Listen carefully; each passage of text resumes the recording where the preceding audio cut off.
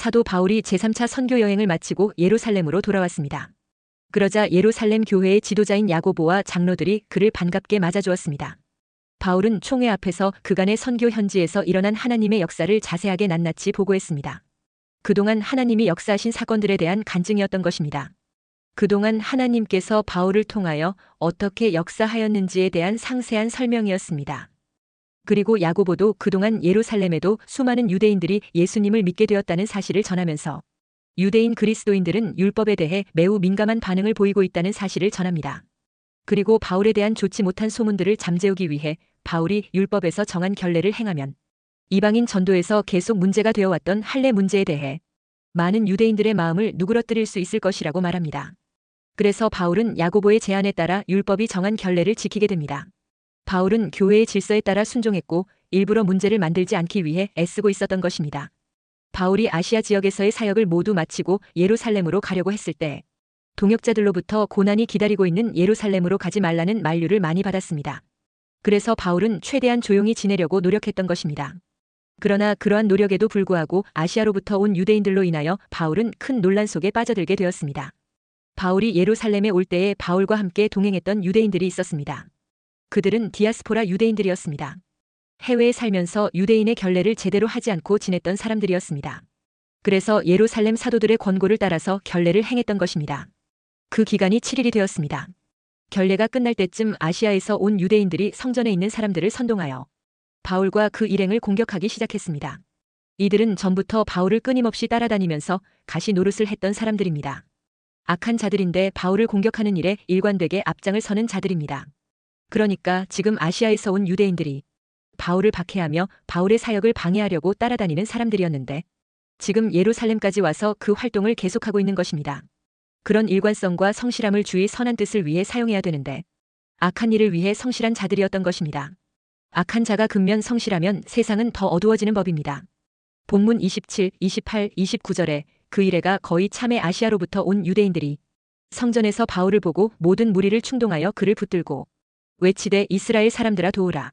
이 사람은 각처에서 우리 백성과 율법과 이곳을 비방하여 모든 사람을 가르치는 그자인데 또 헬라인을 데리고 성전에 들어가서 이 거룩한 곳을 더럽혔다 하니 이는 그들이 전에 에베소 사람 드로비모가 바울과 함께 시내에 있음을 보고 바울이 그를 성전에 데리고 들어간 줄로 생각함이러라 했습니다.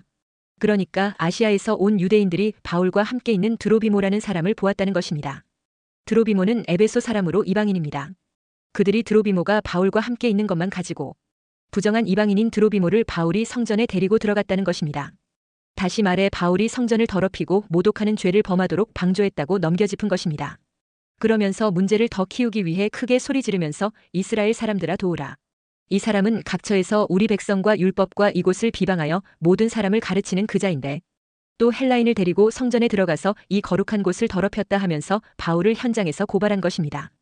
유대인들의 관례에 따르면 할례를 행하지 않은 이방인이 이방인의 뜰이 아닌 성전에 들어가면 그것은 성전을 더럽히고 성전을 모독하는 죄가 됩니다. 이것을 가지고 문제를 삼아 바울을 공경에 빠뜨리려고 했던 것입니다. 할례받지 않은 이방인을 성전에 데리고 들어가는 것이 문제가 된다는 것을 사도 바울이 모를 리가 없습니다. 그러므로 그런 문제되는 일을 바울이 했을 리가 없습니다.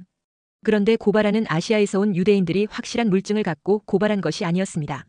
29절에 이는 그들이 전에 에베소 사람 드로비모가 바울과 함께 시내에 있음을 보고 바울이 그를 성전에 데리고 들어간 줄로 생각함이러라 했습니다. 고발하는 유대인들이 직접 확인하고 물증을 갖고 고발하는 것이 아니라 바울이 이방인 드로비모와 함께 시내에 있는 것을 보고 그를 성전에 데리고 들어간 줄로 넘겨짚고 생각하여 그렇게 주장하고 있다는 것입니다. 확실한 물증과 팩트도 없이 논란을 만들었던 것입니다. 하도 거칠게 소란을 피우고 열심을 내니까 군중들은 그 주장이 사실인 것처럼 여기는 분위기로 번져갔던 것입니다. 그러니까 잘못된 생각이 잘못된 판단을 낳았고 그것으로 소란을 일으켰습니다.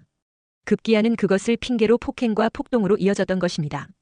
그들은 바울을 잡아서 성전 밖으로 끌고 나가서 겁박하고 온갖 폭력을 가하는 것입니다. 엄청난 언어적인 폭력으로 온갖 험한 말들을 쏟아내는 것입니다. 그리고 실제 물리적인 폭력으로 크게 번지기 직전 상황까지 몰고 간 것입니다. 27절에 그 이래가 거의 참에 아시아로부터 온 유대인들이 성전에서 바울을 보고 모든 무리를 충동하여 그를 붙들고 했습니다. 바울이 예루살렘 교회 지도자들의 충고에 따라 바울에 대한 유대인들의 나쁜 소문을 잠재우기 위해 나시린의 서원 예식을 신청하여 7일 동안 그 의식을 계속했는데 이제 마지막 거의 끝나가는 무렵에 문제가 터진 것입니다. 바울이 그 의식법에 동참한 것은 교회의 평안을 위하시고 또 동족인 유대인들이 바울 때문에 실족하는 사람이 없기를 바라는 마음으로 그 제안을 받아들였던 것입니다. 그런데 역시 결과적으로는 그것이 시간 낭비에다 돈 낭비까지 한 꼴이 되어버렸습니다. 아시아로부터 온 유대인들이란 소아시아인 에베소, 비시디아, 갈라디아 지방을 말합니다. 바울이 그곳에 가서 선교 활동을 할 때 제일 먼저 유대인들의 회당을 찾아가서 복음을 전했습니다. 바울이 에베소에서도 3년간 복음을 전했습니다. 그러니 그들이 바울의 얼굴을 알고 있었던 것입니다. 그곳에서 바울은 율법을 지킨다고 구원받고 천국 가는 것이 아니라 예수 그리스도의 십자가와 부활을 믿어야 구원받아 천국에 간다고 확실한 복음을 전했던 것입니다. 그러자 그 복음을 그들이 듣고 여러 곳에서 바울을 죽이고자 했습니다. 그러나 이방 땅이기 때문에 쉽게 처리할 수 없었다가 이제 본토 예루살렘에서 만났으니 좋은 기회다 싶어 모든 무리를 충동하여 바울을 죽이려고 한 것입니다. 그런데 그들이 문제 삼는 바울이 이방인을 데리고 성전에 데리고 들어갔다는 확실한 물증도 없이 그냥 지레 짐작하는 거짓말로 문제를 삼고 있습니다. 이렇게 복음을 방해하는 세력들은 마귀적입니다. 마귀는 처음부터 거짓말쟁이이며 거짓의 아비입니다. 요한복음 8장 44절에 너희는 너희 아비 마귀에게서 났으니 너희 아비의 욕심대로 너희도 행하고자 하느니라. 그는 처음부터 살인한 자요. 진리가 그 속에 없으므로 진리에 서지 못하고 거짓을 말할 때마다 제 것으로 말하나니 이는 그가 거짓말쟁이요 거짓의 아비가 되었음이라 했습니다. 여기 나오는 드로비모는 에베소에서 예루살렘에 흉년 만난 형제들을 돕기 위해 구제 헌금을 가지고 바울과 함께 예루살렘으로 왔던 사람입니다. 그런데 이들은 바울이 드로비모와 함께 성전에 들어갔다 하여 자신들이 자랑하는 이방인들과의 구별이 무너졌다고 아우성을 친 것입니다. 그들은 거룩한 건물 숭배자들이었던 것입니다. 거룩해야 할 곳은 건물이나 장소가 아니라 인간의 심령과 영혼이어야 하는 것입니다. 첫째, 복음 사명자의 길에는 오해와 비난이 따를 수도 있습니다. 바울은 유대인 율법주의자들에 의해 오해와 비난과 테러를 당하게 됩니다. 28, 29절에 그 이래가 거의 참해. 아시아로부터 온 유대인들이 성전에서 바울을 보고 모든 무리를 충동하여 그를 붙들고 외치되 이스라엘 사람들아 도우라. 이 사람은 각처에서 우리 백성과 율법과 이곳을 비방하여 모든 사람을 가르치는 그자인데 또 헬라인을 데리고 성전에 들어가서 이 거룩한 곳을 더럽혔다 하니 했습니다. 바울은 율법을 무시한 것이 아니라 오히려 존중하기 위해 성전에서 정결 예식을 행하고 있었습니다. 그러나 유대인들은 바울을 율법 파괴자로 몰았습니다. 이것은 예수님도 동일하게 겪으신 일입니다. 요한복음 2장 19절에 예수께서 대답하여 이르시되 너희가 이 성전을 헐라 내가 사흘 동안에 일으키리라 하자 유대인들은 그 말씀을 오해했습니다. 그래서 이 성전을 헐라 내가 사흘 동안에 일으키리라는 말을 문제 삼아 십자가 처형으로 몰아갔던 자들입니다. 율법을 회방하고 성전을 더럽혔다는 말로 선동하자 모였던 유대인들은 앞뒤를 가리지 않고 바울을 잡아 성전 밖으로 끌고 나갔습니다. 왜 성전 밖으로 끌고 나갔을까요? 성전 내에서는 사람을 죽일 수 없기 때문입니다. 성전 밖으로 끌고 갔다는 이야기는 바울을 죽이겠다는 적극적인 표현이었던 것입니다. 30절에 온 성이 소동하여 백성이 달려와 모여 바울을 잡아 성전 밖으로 끌고 나가니 문들이 곧 닫히더라 했습니다. 이때 바울의 심정이 어떠했겠습니까? 나는 이제 죽었구나 하는 생각을 할 수 있는 순간입니다. 과거에 스데반이 돌에 맞아 순교할 때 돌 던지는 사람 뒤에서 잘한다 하면서 옷 지키고 있던 사람이 누구였습니까? 바로 바울이었습니다. 그러니 그 순간 만감이 교차했을 것입니다. 성전 밖으로 끌려 나왔고 성전 문은 닫혔고 이제 무슨 일이 일어납니까? 32절에 보니 천부장과 백부장과 군사들이 오기까지 바울은 두들겨 맞았습니다. 왜 때렸습니까? 죽이려고 그런 것입니다. 바울은 죽음 직전까지 몰린 것입니다. 바울은 이미 죽음을 각오하고 예루살렘에 올라왔습니다. 예루살렘에 올라오면 붙잡힌다는 것도 이미 예상하고 있었고 어쩌면 죽게 될는지도 모른다고 각오하고 있었습니다. 그럼에도 불구하고 막상 죽음을 눈앞에 둔 바울은 이게 정말 마지막인가 싶었을 것입니다. 유대인들이 민감하게 반응한 성전 모독 이슈로 바울을 죽이려 했습니다. 왜 유대인들에게 있어 성전이 그렇게 특별한 주제가 되었습니까? 그것은 성전의 역사를 보면 알 수 있습니다. 광야 시절의 성전은 이동식 성막이었습니다. 그리고 가나안에 정착한 이후 다윗과 솔로몬 시대에 예루살렘 성전이 지어졌습니다. 이 성전을 역사적으로 제1성전이라고 합니다. 제1성전은 이스라엘 민족의 모든 삶의 중심이 되었습니다. 그러다가 BC 586년 바벨론의 느부갓네살 군대에게 예루살렘 성전은 무참하게 무너졌습니다. 많은 사람들이 바벨론의 포로로 끌려갔습니다. 포로지에서 유대인들은 예루살렘 성전을 그리워했습니다. 성전에 대한 애착을 이렇게 표현하고 있습니다. 시편 84장 10절에 주의 궁정에서의 한 날이 다른 곳에서의 첫날보다 나은즉 악인의 장막에 사는 것보다 내 하나님의 성전 문지기로 있는 것이 좋사오니 했습니다. 성전 처마에 둥지를 튼 참새나 제비를 부러워할 정도로 성전에 대한 향수를 가지고 있었습니다. 그러다가 페르시아 왕 고레스에 의해서 해방된 이스라엘은 BC 520년경 다시 돌아와서 성전을 세웠는데 이를 스룹바벨 성전 또는 제2성전이라고 부릅니다. 스룹바벨 성전 역시 솔로몬 성전터 위에 세워졌습니다. 그러나 제2성전은 급하게 지은 것이어서 솔로몬 성전처럼 화려하거나 견고하지는 못했습니다. 그리하여 보수 공사를 하게 됩니다. 그것이 바로 BC 20년경 유대 지역의 왕이었던 헤롯에 의해 확장 증축을 하게 됩니다. 그것이 헤롯 성전입니다. 이것을 제2성전의 확장판이라고 부릅니다. 이 공사는 착공한 지 82년이 지난 주후 63년경 알비누스 총독 때에 완공되었습니다. 이 거창한 성전은 유대인들에게 자부심을 갖게 하기에 충분했습니다. 명절 때면 세계 각처에서 사람들이 이 성전으로 몰려왔습니다. 그러나 완공하고 7년이 지나 주후 70년에 로마의 티투스 장군에 의해 처참하게 무너지고 불타 사라지게 됩니다. 이렇게 유대인들에게 있어 성전은 우여곡절 역사가 많습니다. 그러다 보니 유달리 애착이 대단했습니다. 그래서 유대인들은 율법 모독과 함께 성전 모독을 가장 큰 신성 모독으로 여겼습니다. 예수님도 성전 모독죄로 죽임을 당하셨고 스데반 역시 성전 모독죄로 죽임을 당했습니다. 바울 사도 역시 성전 모독죄에 걸려들었던 것입니다. 바울이 이방인을 성전에 끌어들였다는 죄목입니다.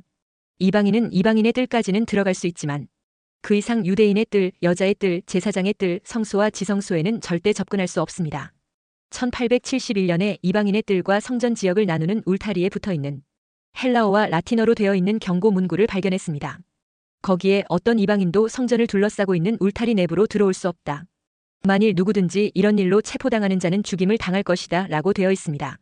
결국 스데반을 향해 죽이라고 외치던 소리가 이제 바울을 향하고 있었습니다. 둘째, 복음 사명자는 고난의 현장에서도 하나님의 보호하심이 있습니다. 유대인들이 정식 재판도 없이 바울 사도를 죽이겠다고 요란을 피우자 그 소요 사태가 온 성에 퍼져나갔습니다. 30일 32절에 그들이 그를 죽이려 할 때에 온 예루살렘이 요란하다는 소문이 군대의 천부장에게 들리매 그가 급히 군인들과 백부장들을 거느리고 달려내려가니 그들이 천부장과 군인들을 보고 바울 치기를 그치는지라 했습니다. 바울이 스데반에게 성전 모독을 돌로 쳐 죽이는 일에 가담한 사건이 거의 20년 전의 일이었습니다. 그런데 바울은 스데반에게 했던 것과 같은 방식으로 이제 자기 자신이 처형 위기에 몰린 것입니다. 아마 바울 스스로 심은 대로 거두는구나 하는 생각이 들 수 있는 대목입니다. 그런데 위기의 순간 당시 예루살렘의 공권력을 가진 치안 담당자인 천부장에게 그 소요 사태에 대한 소문이 들려졌습니다. 더구나 그때는 오순절 기간이었기 때문에 폭동이나 소요를 대비하기 위하여 유대인들의 움직임을 예의주시하는 예민한 때라 그 소식은 아주 신속하게 보고되었습니다. 천부장은 당시 1000여 명의 지휘관인 로마의 장교를 가리킵니다. 이 부대의 구성은 보병 760명과 마병 240명으로 되어 있습니다. 사도행전 23장 26절에 보니까 그는 글라우디오 루시아라 했습니다. 이 군대의 본부는 성전 북서쪽의 언덕 위에 세워진 안토니아 성에 있었습니다. 백부장과 천부장이 오니까 흥분한 사람들이 바울을 죽이지 않습니다. 죽이려고 하다가 멈추었습니다. 왜 멈추었느냐? 만일에 백부장이 보는 데서 돌로 쳐 죽였다면 이것은 로마법을 어기는 것입니다. 그런 고로 돌을 든 사람이나 처형한 사람들은 로마법에 의해서 벌을 받아야 합니다. 그래서 저들은 바울을 죽이려던 행동을 멈추었습니다. 당시 이스라엘은 로마의 식민지로 로마 당국의 재판에 의하지 않고서는 사형을 집행할 수가 없었습니다. 예수님 당시도 예수님을 죽이려고 사내들인 유대 종교 재판에 의하여 사형 판결을 받게 한 후에 빌라도에게 다시 끌고 가 재판을 굳이 받게 했던 것입니다. 당시 식민지 이스라엘은 함부로 사형을 집행할 수가 없었기 때문입니다. 하나님의 뜻은 바울이 예루살렘에서 유대인들에게 맞아 죽는 것이 아니었습니다. 그래서 바울이 천부장의 손에 의해 구출되고 체포되었습니다. 그리고 그 이후 구금되어서 바울은 오히려 보호를 받을 수 있었습니다. 이때 하나님은 사도행전 23장 11절에서 분명히 바울에게 담대하라 내가 예루살렘에서 나의 일을 증언한 것 같이 로마에서도 증언하여야 하리라 하시니라고 하셨던 것입니다. 그런데 바울이 예루살렘에서 체포되어 보호는 받았지만 그 이후 2년 동안을 재판도 못 받고 가이사랴의 감옥에 방치되어 있게 됩니다. 바울이 자신의 무죄를 증명하고 석방될 수도 있었으나 그렇게 방면되어 나갈 수는 없었습니다. 왜냐하면 바깥에는 바울을 죽이려고 벼르고 있는 유대인들이 많았기 때문입니다. 심지어 바울을 죽이기 전에는 먹지 않기로 맹세한 사람들까지도 있었습니다. 그러니 바울이 감옥에서 나가는 것은 최선이 아니었습니다. 그러다 보니 감옥에서 2년의 세월이 흘러갑니다. 이때 바울은 얼마나 답답했겠습니까? 사자같이 그야말로 소리소리 지르면서 복음 전해야 할 사람이 이렇다 저렇다 할 재판도 없이 이렇게 갇혀 있으니 말입니다. 그래서 할 수 없이 바울은 로마 시민권자로서 로마에 상소를 합니다. 그래서 바울은 로마로 가게 됩니다. 그리고 긴 시간이 흐른 다음에 그는 깨닫게 됩니다. 자신이 체포될 때에 왜 그렇게 체포되어야 했는지, 감옥에 갇혀 있을 때에 왜 그렇게 갇혀 있어야 했는지, 왜 거기서 그렇게 썩어야 했는지 알게 됩니다. 빌립보서 1장 12절에 형제들아 내가 당한 일이 도리어 복음 전파의 진전이 된 줄을 너희가 알기를 원하노라 했습니다. 여기서 내가 당한 일이 무엇입니까? 그것은 바울이 예루살렘에서 체포되어 가이사랴에서 2년 동안 갇혀 지내는 그 파란을 겪으면서 로마까지 갔고 감옥에서는 쇠사슬에 묶여 있었던 일을 가리킵니다.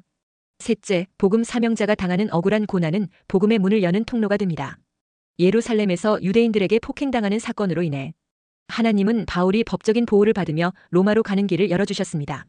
35, 36절에 바울이 층대에 이를 때에 무리의 폭행으로 말미암아 군사들에게 들려가니 이는 백성의 무리가 그를 없이하자고 외치며 따라 가밀어라 했습니다. 유대인들은 바울을 죽이는 일을 끝까지 포기하지 않았습니다. 바울을 데려가는 군인들을 쫓아가며 바울을 죽이라고 외쳤습니다. 군사들은 성난 군중들의 폭행을 피해 바울을 들고 가야만 했습니다. 여기서 바울이 층대에 이를 때라고 했는데 이 층대는 예루살렘 성전 뜰에서 안토니아 영문으로 올라가는 돌계단을 말합니다. 이 계단은 바로 예수님께서 빌라도에게 심판받을 때 오르내리신 돌계단입니다.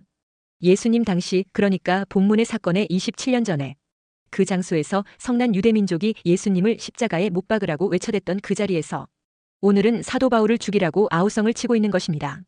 로마 군인들에게 바울을 빼앗긴 유대인들은 그대로 있지 않고 군병들의 뒤를 따르면서 바울을 없이하자면서 외치고 따라갔습니다. 이것은 마치 우리가 율법에서 해방되었다 할지라도 믿음이 약해지게 되면 언제든지 율법이 다시 우리를 죽이려고 한다는 것을 상징적으로 보여주는 사건입니다. 갈라디아서 3장 23절에 믿음이 오기 전에 우리는 율법 아래에 매인바 되고 계시될 믿음의 때까지 갇혔느니라 했습니다.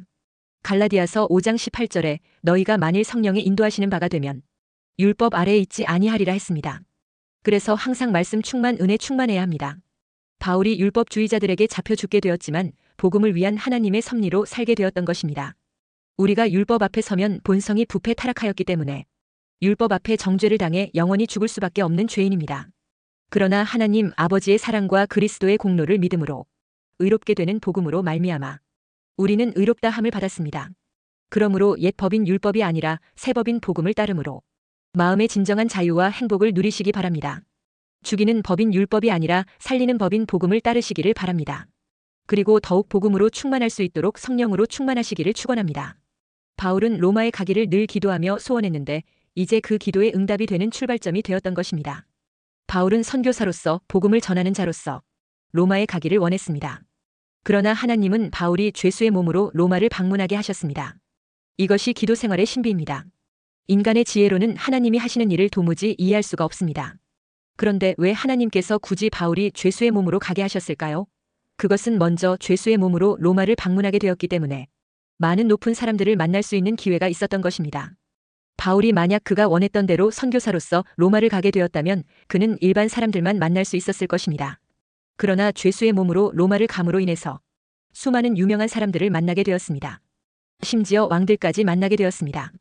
재판한다는 이유로 벨릭스 총독, 베스도 신임 총독은 물론 아그리빠 왕도 만나서 전도할 수 있는 기회를 갖게 되었습니다. 그들이 믿었느냐 안 믿었느냐는 하나님의 소관이고 바울이 할 일은 말씀을 증거하는 것이었습니다. 따라서 바울의 로마 방문은 바울이 원한 것과는 전혀 다르게 선교사의 자격으로서가 아니라 죄수의 몸으로 간 것이 오히려 더 많은 선교를 할 수 있게 되었습니다. 이것이 바로 하나님의 섭리요 방법입니다. 또한 죄수의 몸으로 로마를 방문했기 때문에 생명의 위험을 피할 수 있었습니다. 만약 바울이 선교사로 로마에 갔다면 로마로 가는 중간에 암살되었을 것입니다. 그러나 하나님께서는 바울을 보호하기 위해서 천부장까지 동원하여 그를 보호했습니다. 또한 바울이 죄수의 몸으로 로마를 방문한 것이 재정적인 이유가 있습니다. 당시 바울은 솔직히 로마로 선교 여행을 할 만한 재정적 여유가 없었습니다. 그러나 죄수의 몸으로 가기 때문에 바울은 로마에 굽고 비용으로 배도 타고 음식도 먹으면서 갈 수가 있었습니다. 그것도 그냥 간 것이 아니라 천부장이 함께 갔기 때문에 수많은 군사들을 거느리고 갔습니다. 얼마나 놀라운 하나님의 섭리입니까? 그리고 바울은 죄수의 몸으로 갔기 때문에 최고의 시설을 갖춘 장소에서 선교를 할 수 있었습니다. 로마가 준비해 놓은 최고의 시설에서 비록 재판 형식이지만 간증 집회와 같은 복음에 대한 증거를 할 수 있는 기회가 주어졌습니다. 이 모든 것이 다 하나님의 섭리였습니다. 바울의 억울한 체포 사건은 비극처럼 보였지만 하나님의 눈에는 복음의 통로가 열리는 역사적인 순간이었습니다. 오해와 비난 속에서도 고난 가운데서도 하나님은 바울을 사용하셨습니다. 오늘 우리도 사명을 위해 살다 보면 오해받고 억울한 일을 당할 수 있습니다. 그러나 그 길 끝에는 하나님의 뜻이 있습니다. 로마서 8장 28절에 하나님을 사랑하는 자, 곧 그 뜻대로 부르심을 입은 자들에게는 모든 것이 합력하여 선을 이루느니라 했습니다. 주의 뜻을 이루는 사명의 길을 가게 되시기를 주의 이름으로 축원합니다.